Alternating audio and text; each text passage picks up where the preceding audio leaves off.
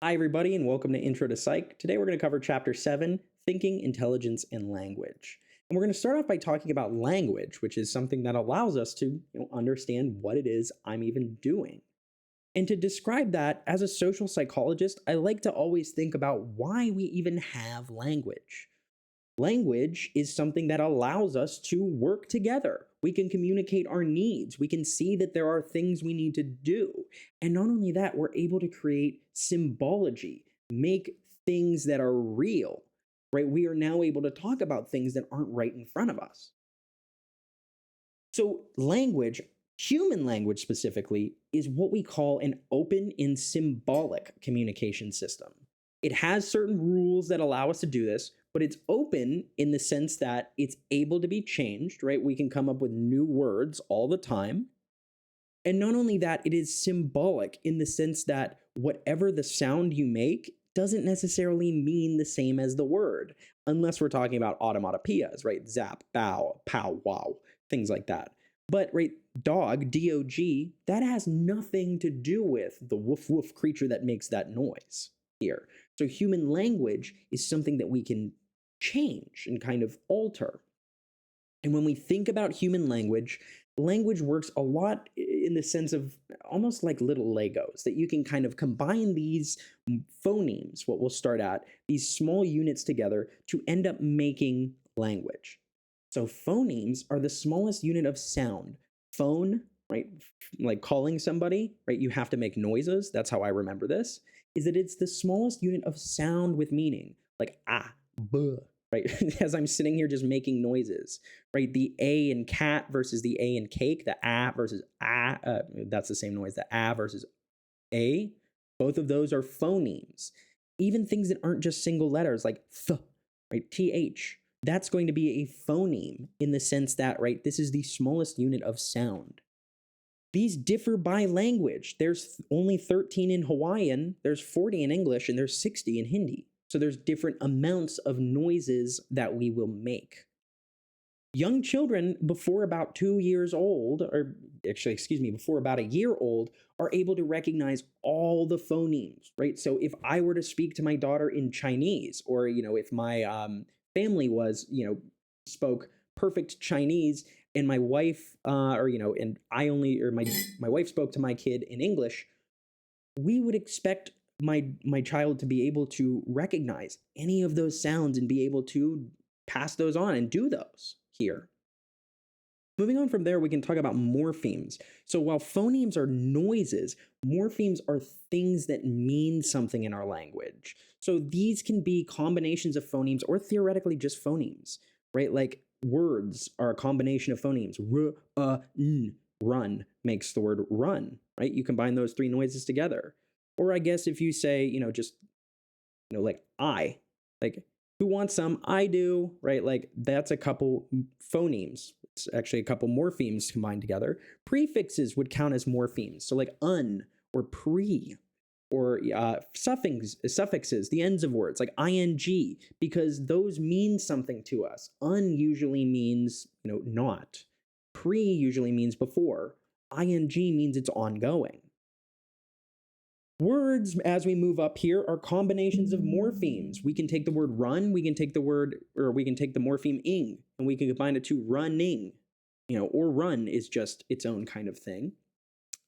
Beyond that, we move up to sentences and phrases. We take words and we build them together. The dog is running.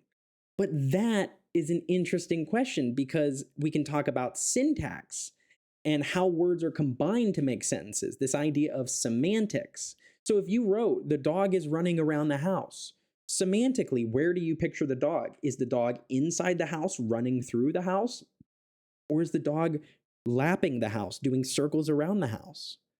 Right? And so this idea that the semantic meaning, the underlying meaning of a phrase might be different. The surface structure might say something here, but the deep structure might be different here, right? Like, so if I see a doctor come up to my kid and says, right, my kid's just born and says, we're going to need to give him some shots, the deep structure, I might think of it as, pour up here, but the surface structure just means what we think it means.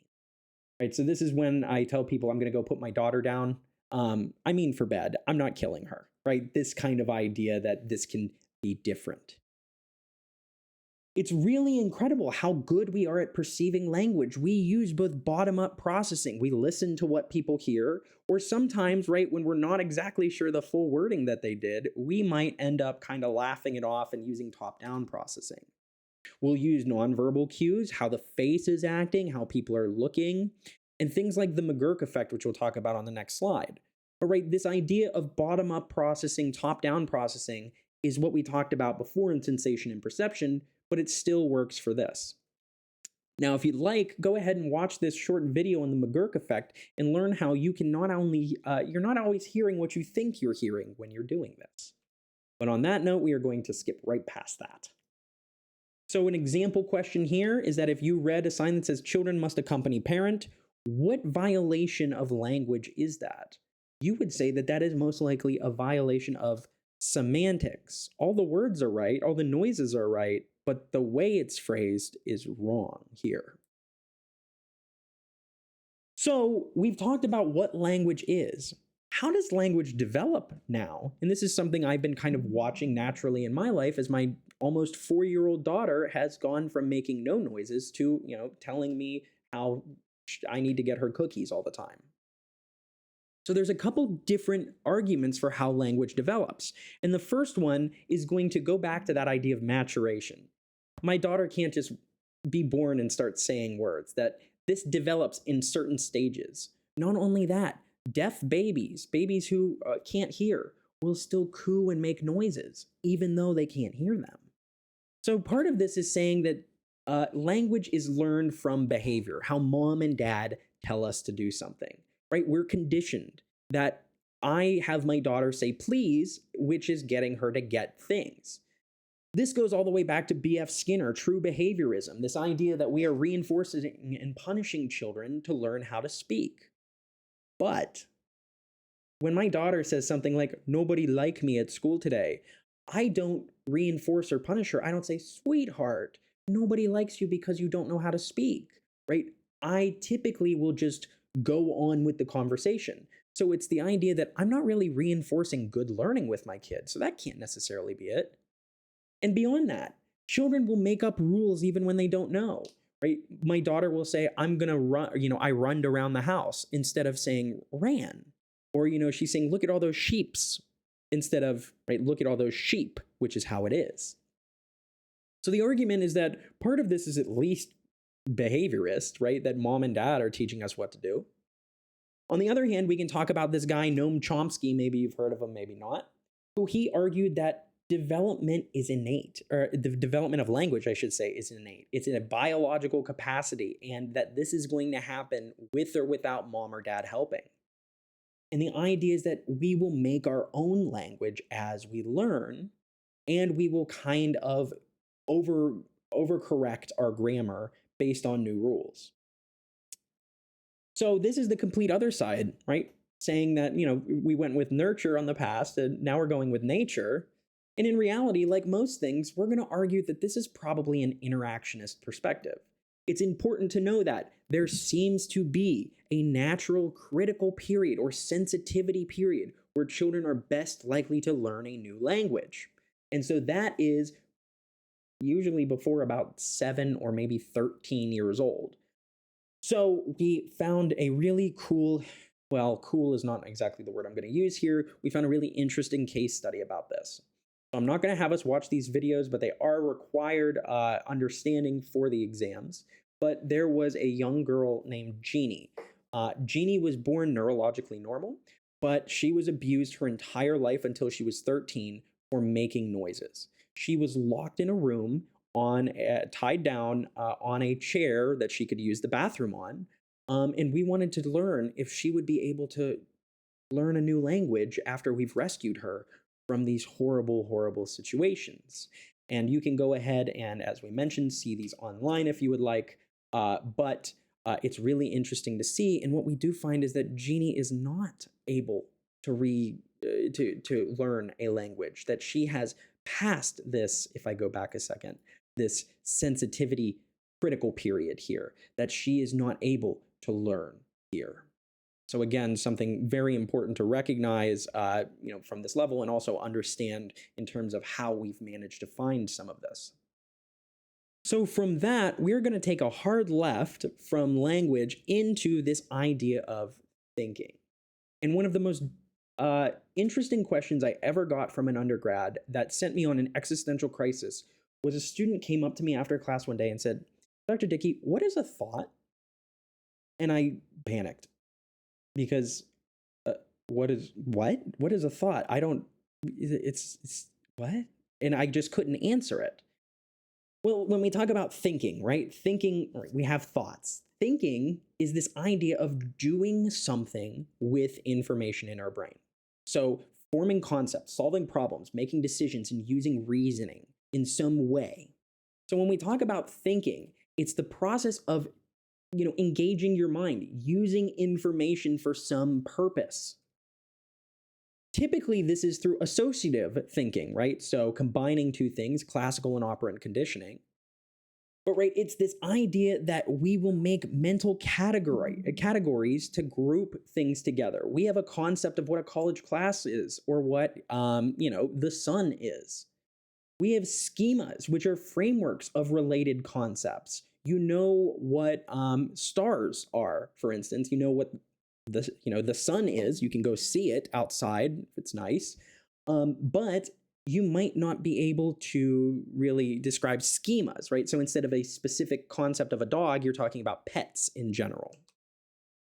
And we can talk about that assimilation and accommodation into those schemas, right? So like there are concepts that you have with a sports car. Sports cars go fast, and those are all related to the schema of sports cars. But concepts in general are really important because they allow us to generalize the world. It's not just the case where I go, oh, this is, a classroom, and then I'm never going to understand what another classroom looks like. We can associate between concepts, see how they're similar, see how they're different. We can aid in our memory by making them more efficient, right? Like you don't have to re-figure out how to read a book the next time you open a book. And lastly, they allow us to have clues for how we should react. If you see somebody crying, you go, that might tell me a little bit about what's going on here. Reasoning, on the other hand, is the idea of taking that info and using it to answer a question, make sense of this. And there's two types of reasoning we can do. The first is what we call inductive reasoning. This is the idea that, right, we will take specific observations and make some generalized understandings. So, right, we form our understanding of the world by seeing what happens in a specific case and assuming that that's in general. You specifically see that the sun comes up. So you assume generally that, maybe it's going to come up tomorrow. On the other hand, you can do deductive reasoning, deduce things to be true. Draw conclusions based on logic and facts already know. So if I am, in Daytona and I see a NASCAR car parked on the side of the road, I am going to be able to reason that, hey, that's a really fast car, even though I haven't seen it. Why? Well, I'm taking general knowledge I know, the fact that cars go fast. And I am assuming that this specific example fits that as well. However, sometimes we can become functionally fixed. We can get too focused on something and fail to come up with another solution. So in this Meyer string problem, what we do is we bring people into a room and we ask them, right, you've got two ropes here, one rope here, one rope here. They're about 10 feet apart. You need to tie the two strings together. And you must stand in one spot and you can't reach them both at the same time, right? The idea is you can't reach over here and pull them together and tie the ropes. How do you figure out what to do? Well, you can't really push the rope because it doesn't go far. What they did in this study, though, was they left the actual kind of clue on the table. On the table was a pair of pliers, and the pliers, you can use them to swing the rope out and back. Many people don't catch up to this or kind of figure this out. They don't catch on to it, I should say, because they are functionally fixed. They are not thinking about new or unique ways to solve a solution. They're not thinking that maybe I can use this object, which really is for tightening, bolts. Maybe I can use it to hold this string. So functional fixedness is one reason maybe why we can't solve problems. One way that we're really good at solving problems, though, is using sub-goals. So, right, you need to graduate from college. Okay, well, how are you going to do that? Well, you break that goal down into a lot of smaller goals. I have to get through this semester. How do I get through this semester? I complete all of my classes. Now, when it comes to this, there are two ways in which we problem solve, in which we reason about the world. We can reason about the world automatically. And so this is going to be what we typically do. We are going to typically think about the world in an automatic fashion. We're not going to pay too much attention to it, and we're going to kind of go with what seems to be the best. However, there are some cases in which we want to slow our reasoning down and think really logically. Right? So for instance, if you need to solve a problem of like, what are you going to eat for breakfast? Chances are you're just not going to think too deep about that. And you're going to just say, oh, I'm going to go into the pantry and grab whatever cereal. But sometimes you're going to need to solve the problem of like, which school do I want to go to? Or which laptop or car should I buy? In this case, you're going to use some more thoughtful, slower, and logical processing.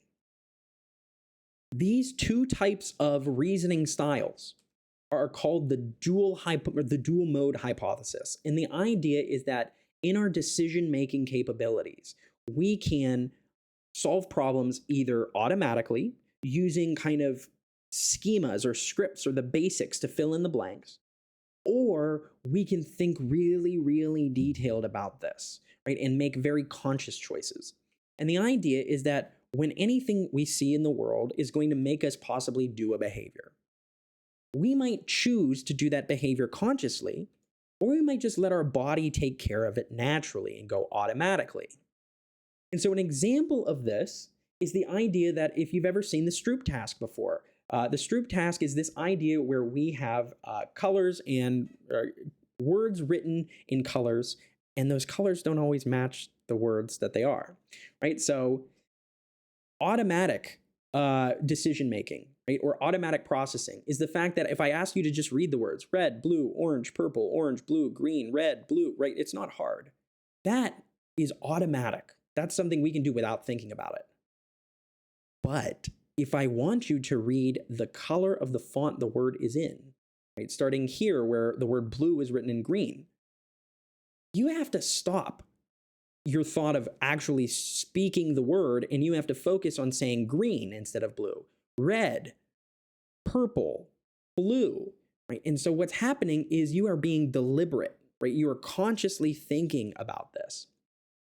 And so these two systems, this automatic versus controlled system, right, is this idea of using algorithms, these controlled processing, versus a kind of step-by-step procedure. So imagine that you lose your keys in your house. One thing that you can do to guarantee that you're going to get your keys back is you can start in one section of the room and look everywhere in your house. You could start in the back corner of one closet and check every single square inch of your house. That's definitely going to get you your keys, right? You're going to find them. But is that how you're actually going to do this? No, God, no. What you're going to do is you're going to use what's called a heuristic. You're going to use an automatic shortcut. You're going to retrace your steps, right? Go check your car. Go check, right? You'll have to think, well, I got into my house somehow, so maybe my keys, I left them in the door. Recognizing that these two ways of thinking are going to play an incredible role in our understanding of problem solving. So how we choose to make decisions. So when it comes to decision making, there are these two ways. And to give you an example of this here, a cool study asked people back in the 1980s, something that ended up sounding a lot like COVID. So not so great, but imagine that the US is preparing for an outbreak of a disease that is going to kill only 6,000 people. And we've given two different ways that we think that we could fight this disease, and assume that these are correct. And you are being asked, which of these two options do you want? Do you want the option where you can guarantee 2,000 people will be saved? Or do you want the chance that there's a 1/3 chance everybody will be saved and a 2/3 chance that nobody will be saved? You can make that option. Now we give people the same kind of scenario, but we change the options. We say, would you prefer to take it where 4,000 people are guaranteed to die, or there's a 33% chance everybody lives and a 66% chance nobody dies? Okay. Well, it turns out in the first one, most people will choose program A. People will take the 2,000 guaranteed saved. But in the second one, people will risk it. They will roll the dice here. But look at these. If there's 6,000 people and 2,000 are saved, that means 4,000 die. And there's a 1/3 chance they're all saved. That's the same as the 1/3 chance nobody dies. 2/3 chance everybody dies. I gave you guys the exact same answers, but many people choose their options differently. This is called loss aversion. It's the idea that the way that we think is influenced partially by, other things, including these other heuristics. And one heuristic is the idea that it hurts more to lose something than it does to gain that same amount. Losing $10 hurts a lot more than winning $10 makes us feel good here. So what I'd like to do now is talk about all of these specific types of heuristics here. So I've given us kind of a list that you can read and see what we're talking about here. But going through these, the representativeness heuristic is going to be based on what we are able to represent in our mind. In reality, these are just stereotypes, right? For instance, if you are in the hospital and a woman walks in and, you say, where's the doctor? You have just done a representativeness heuristic. You've said that, in my mind, men are representative of doctors. And, maybe I accidentally made that mistake. We know that in court system in the US, you don't have to be in your, if you've gone to jail, they will let you change out of those clothes and you will be able to be in a suit. Why? Because what does being in these jail clothes represent to people? Being guilty. And I always ask this silly question, right? What does a French person look like? Many of you are going to argue that that's what comes to mind with a French person, right? Because that represents France. Not doctors, not lawyers, not teachers, not just citizens. We think that France is full of people like this. And chances are, people also think America is full of cowboys, right? That's how we're represented. From there, we can talk about the availability heuristic, the idea that we don't know everything. And so when we make a decision based on what information is available to us. So if you've just watched Shark Week this past week, chances are, if I ask you, do you want to go swimming? What's going to be available in your mind? That shark attack, you're going to go, oh my gosh, no, I don't want to go swimming. If you've watched Titanic recently, you're probably not going to want to go on a cruise. If I asked you, which would you prefer to take a flight or to take a car ride, which is safer, people are going to say the car ride is, when the fact of the matter is planes are statistically safer than a car. It's the idea that when a plane crashes, though, it makes the news. Not every car crash makes the news. So it's the idea that there's all types of information, but maybe we're only focused on what is available in our minds, right? So if we see that a plane crashed, we're not going to want to fly, ignoring all of the planes that didn't crash. Next up is the anchoring and adjustment heuristic. And so the anchoring and adjustment heuristic works a lot like you would consider an anchor on a boat. When we're not sure how much something should cost, we need some kind of reference point. We should put an anchor on it. Right? How much should, this cup cost? It's a Yeti. If you know a price of Yeti, you might know. You might have an anchor. But if you don't, I don't know. It's probably more than $1 and it doesn't cost $100. So what's going to happen is you're going to have to think of an anchor point, a starting point. And then from that anchor point, you will adjust to make something right. So the idea here is that the anchor doesn't have to actually match whatever it is we're talking about. If I asked you, give me the last 2 digits of your social security number, a number that's going to range from 00 to 99, right? that number might serve as an anchor for you. If I have the number, 80 as my anchor here, and then I ask you how much should this cost, that number 80 serves as my kind of set point. And now I have to adjust. So maybe I go from 80 down to like $60. Yeah, this is probably a $60 mug, right? And so I've adjusted. What happens if my the last two digits of my social security number were like 5? Well, I've anchored now to this number 5 instead. And so when you ask me how much this is going to cost, I'm going to say, I don't know, like $20. And so the idea is that we are going to pull our numbers from a different place based on what we've anchored on. From there, we can talk about the base rate fallacy, the idea that there's a certain rate that something is supposed to happen at. And if it doesn't fit the category, we ignore that base rate. The idea that if you have, tossed a coin 10 times and you've gotten tails all 10 times, does it have to be heads? No, it doesn't. I ask this question: which outcome would you prefer? 3 heads followed by 3 tails? Or would you prefer tails, heads, tails, tails, heads, tails? People will always say the 3 heads and 3 tails are less likely to occur, but 50-50, 3 and 3, versus 4 tails and 2 heads. That ignores probability. Similarly with the lottery tickets, these are all equally likely to be chosen by the lotto, but nobody wants 11, 12, 13, 14, 15, 16. That's just weird. The base rate fallacy, I find the best picture is this kind of idea. It's the idea that, right, we know that smoking causes cancer, but we ignore the fact that that might happen to us. And we know that it's very unlikely we're going to win the lottery, but we still will play the lottery because we assume that just because it's 1 in a million or 1 in 2, the bad things aren't going to happen to us and the good things are going to happen to us. That leads us towards our last one, this idea of confirmation bias. Probably one of the worst ones here. It's the idea that when we have a belief, right? So if you believe that Stetson is the best university you've ever been to, you're going to go online and look for information that confirms that belief. You're not going to try to find information that shows that it's wrong. If you believe that vaccines cause autism, they don't. You can find stupid people online who agree with something like that. But you're going to ignore all of the articles that say, hey, we've done more studies that show vaccines don't cause autism. So the idea is that we are seeking evidence that confirms whatever we believe and ignoring information that doesn't. So that is your very quick example of all of our heuristics here.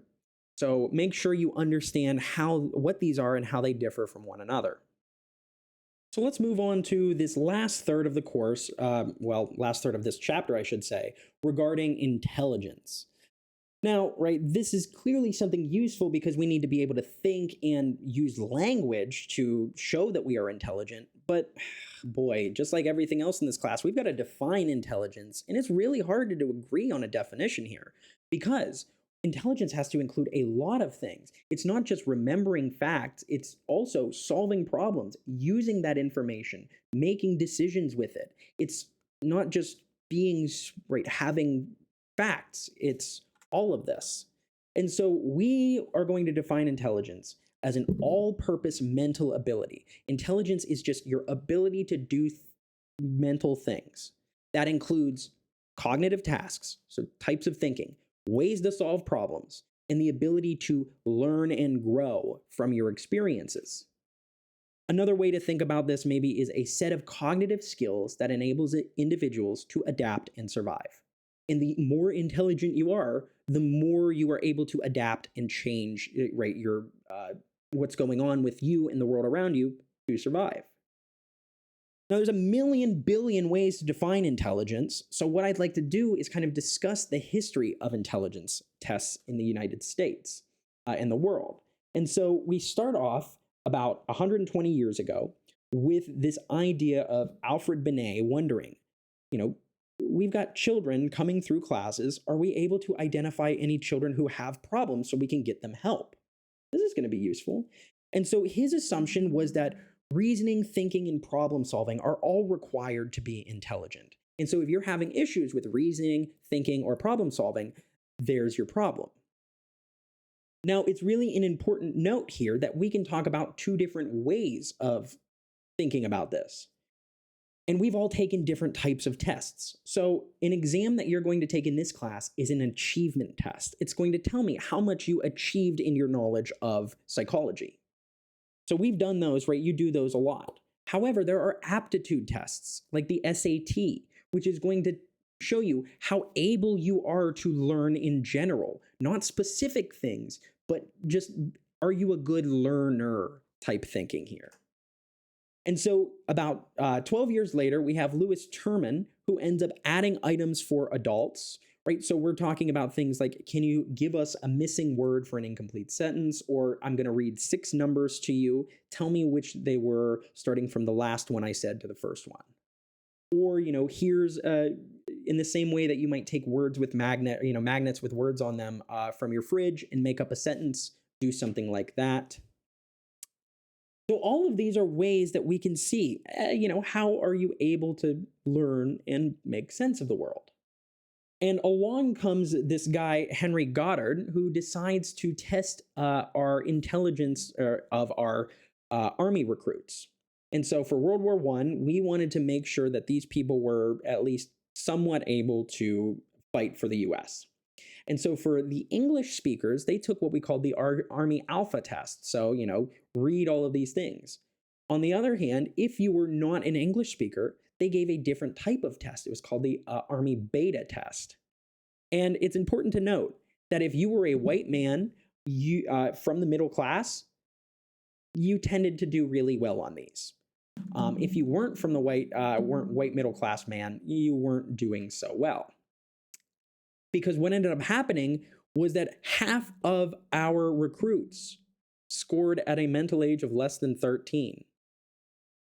So you're saying that half of the army was as dumb as a 12-year-old? No, we can't actually say that. It's important to note that, right, the way that this test was done was not very fair. And so what we saw was that as we tested people, all of a sudden, the mental age of immigrants in the US started to decline over time as these people came in. And so what originally people thought was, oh, maybe these immigrants are just stupid. No, wrong. It's the fact that we weren't letting dumber and dumber people in the US. It's the fact that we had a really bad test for an IQ test. And not only that, it has been incredibly misused throughout history. Originally, right, these people all believed that this intelligence was genetic and fixed, and that if mom or dad carried a gene of feeble-mindedness, you were going to be less intelligent. And so this idea that argued IQ is strongly hereditary and that this is feeble-mindedness, this actually led to eugenics in the United States. The actual fact of if you weren't smart enough, if you weren't intelligent enough, you were sterilized. So that way you couldn't pass on your genes. This started in the 1920s and it was compulsory. It was forced. If you took this test and you did poorly on it and you were of a certain population, chances are you could possibly be sterilized. And there were over 8,000 individuals in the United States who were sterilized due to these bullshit, pardon my French, standards. Most of these people wouldn't have fallen into deficient standards by today. Right? These were people who were just considered less than desirable. And so what I'm saying here is kind of best described in this picture. That when we talk about intelligence, we can ask you to do something to measure it, but that's not the only measure of intelligence. That if I ask you to climb a tree and you're a fish, that just means you're going to be bad at that. But if I ask this elephant here to swim underwater, they're going to be bad at that. So recognizing that intelligence is not just a specific thing, but it's a lot of different things. And so how we define intelligence in the modern day is using an IQ or a quotient, right? An intelligence quotient. So this is a very simple formula. We take how old you are mentally, and we divide it by how old you are physically, and we multiply that number by 100. So the idea is that we've standardized this so that if you are average IQ, you will always have 100. If your mental age of 20 is the same as your physical age of 20, 20 divided by 20 is 1 times 100. You have the average intelligence. If your mental age is 20 and you're 10, 20 divided by 10 is 2 times 100. You'd have an IQ, 200 IQ, right? Way over there. Notice where most people fall. About 70% of people are going to fall in the middle here, which we'll talk about later. All right, the idea is that you're taking this mental age divided by a physical age. 6 divided by 8 is 1.33, right? So times 100, 133. You would argue that this 8-year-old is, this 6-year-old is incredibly intelligent here. Now, recognizing that I kind of talked about this already, that our intelligence tests said back in the past that our immigrants and our soldiers were getting stupider over time. That's a problem with the actual tests. It turns out that with our new tests that we've been using, intelligence across time has been increasing.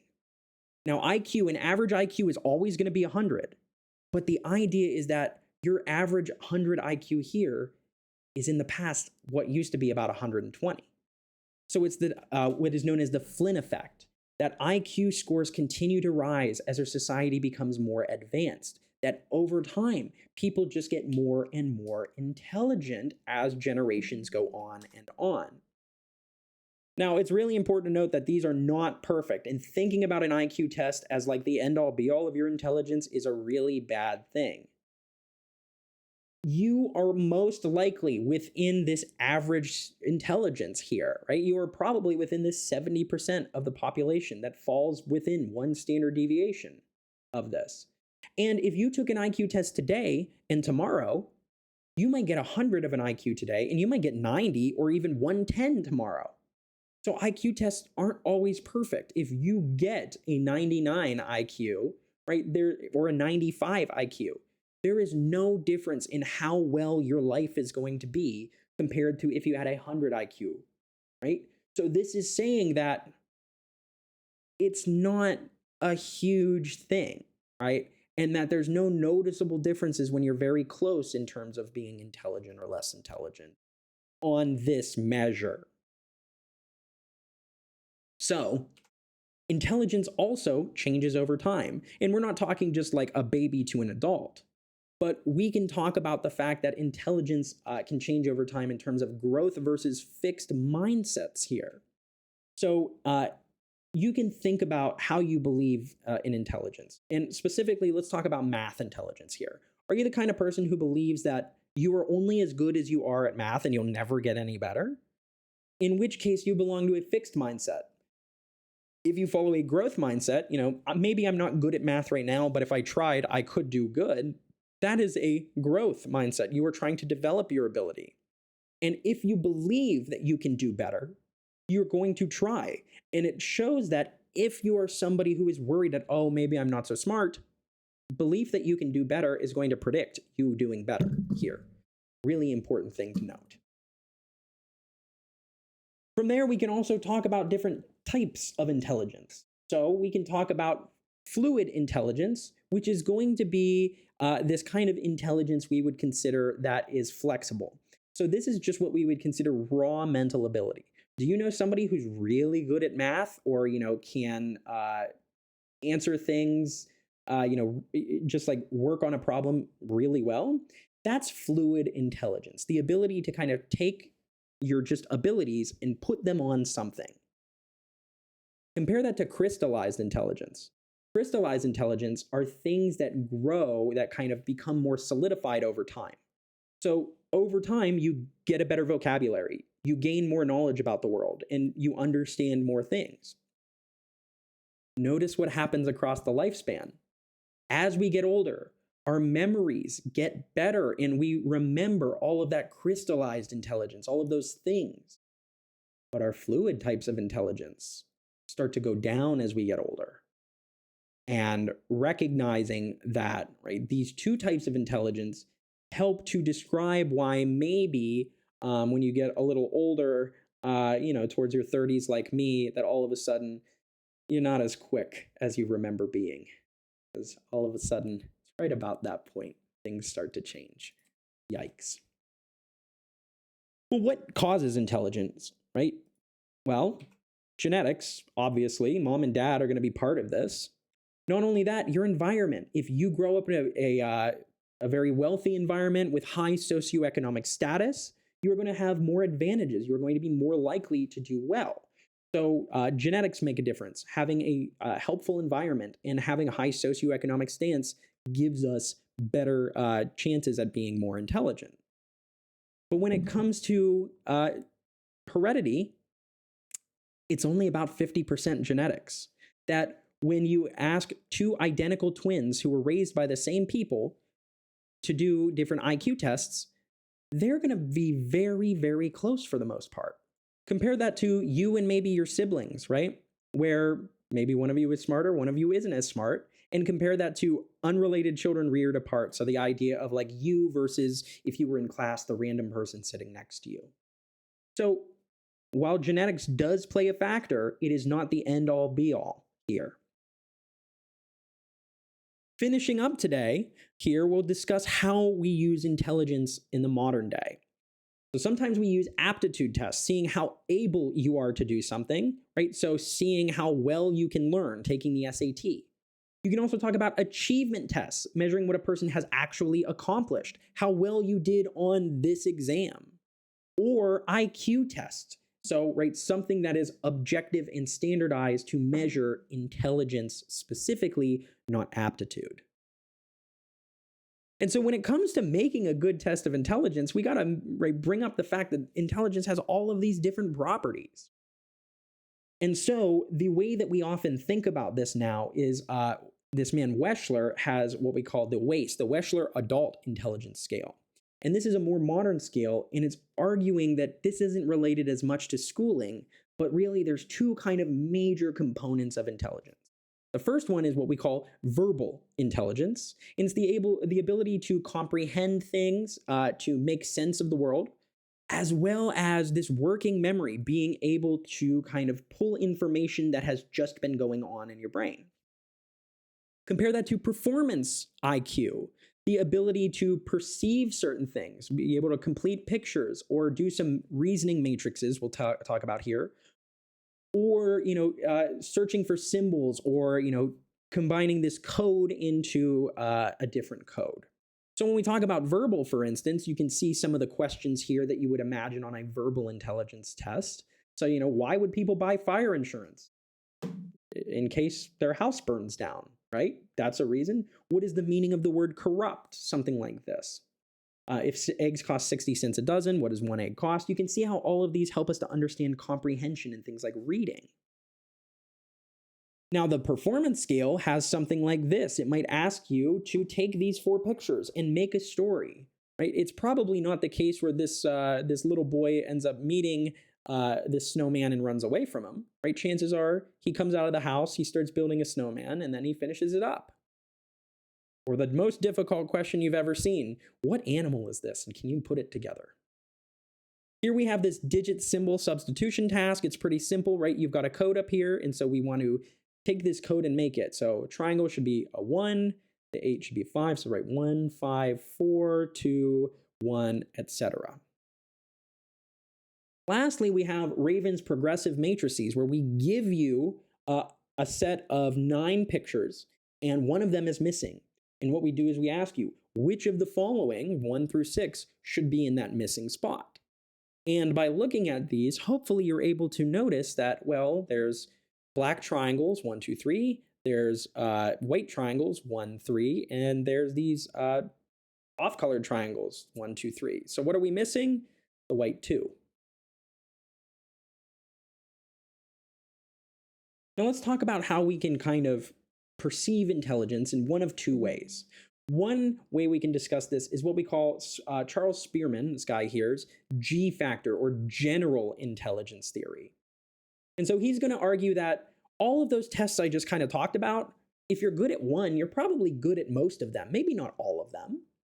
Right? So if your verbal skills are good, chances are that's probably related to your spatial skills and quantitative skills. And so you have a general level of intelligence, right? Just a general cognitive ability. But underneath that, you have specific, you know, areas of intelligence. Because I'm a professor, people might say, wow, you're really smart. That's a lie. That just means I'm really good at a specific intelligence of psychology, right? But I don't know necessarily how to change my oil, or, I'm not the best mathematician there is. So there might be this idea that we can claim that somebody is generally smart, but then thinking about specific domains, right? I am not mechanically intelligent. I don't know how to take apart a remote or a car, but maybe I am very logically or verbally intelligent. And so the idea here is that we have multiple levels of intelligence, and the general factor focuses on all of these. But we might have different specific levels of intelligence we're good at. And so, what happens if our measurement's not measuring all of these and is only measuring some of these? It's going to argue that maybe we aren't as intelligent. The more common way to think about this, and the one I like to think about is the triarchic theory of intelligence. And so this is more at the kind of everyday level here. And so the triarchic theory is going to argue there are three types of intelligence. Analytic intelligence. So this is your traditional intelligence. Are you good at something like word searches or, school? Creative intelligence. Are you the kind of artsy person who can make music or poetry or art or do kind of those things? I have no intelligence in that domain. And then this practical intelligence, like this idea of like street smarts, right? So being able to kind of make your way in the world, I like to think about it. So you could imagine that you might test the intelligence of analytic by how well you do at a crossword puzzle. You might test how creatively intelligent you are by asking somebody to, write a poem or do a song. And in terms of practical intelligence, that's something like, can you, fix a tire or do something that is useful on our everyday thing? Like, can I throw you down in a big city and you figure out your way to go where you need to? So this one is arguing that instead of having one general factor, we might view intelligence through these three major factors here, which I think helps to make this a little bit more sense. But that is everything we have to cover here for thinking, intelligence, and language. Do note that this is kind of a three-part lecture with these parts, so hopefully this all made a lot of sense to you, but if not, as always, feel free to reach out to me. I hope you're all doing well, and if there's anything I can do to help you, don't hesitate to let me know. Have a great day, everybody.